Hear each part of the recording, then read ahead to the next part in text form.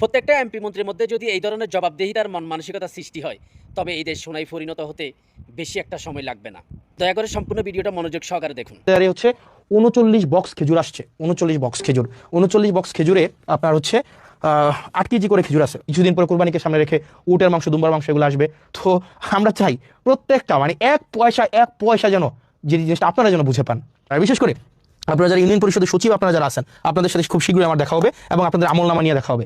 Union পরিষদের যে সচিব আছেন, 15টা ইউনিয়নের 15টা সচিব, দুর্নীতির আখড়া মূলত হচ্ছে এই ইউনিয়ন পরিষদের এই যে সচিবদের মধ্যে। 15টা ইউনিয়নের জন্য টোটাল কার্ড আসছে 20,635টা। অর্থাৎ আমাদের ঈদকে সামনে রেখে 20,635 জনকে 10 কেজি করে চাল দেওয়া হবে। এই 10 কেজি চালের জন্য আপনারা কোথায় যাবেন? বড়শাল করে আপনি এই 10 কেজি চাল দিবেন 978 জনকে। এটা দায়িত্বে কে আছেন? হাজি আব্দুল আওয়াল চেয়ারম্যান। আপনার আওয়াল চেয়ারম্যানের কাছে যাবেন, ওনাকে গিয়ে বলবেন যে সবচেয়ে প্রান্তিক আয়ের 978 জন 10 কেজি করে চাল পাবে। ইউসুফপুরে পাবে জাকারিয়া চেয়ারম্যান। এগুলো আপনারা শুধুমাত্র তাদেরকেই দিবেন যারা হচ্ছে এগুলোর হকদার। অনুগ্রহ করে এমন কাউকে দিবেন না যারা এটার হকদার না।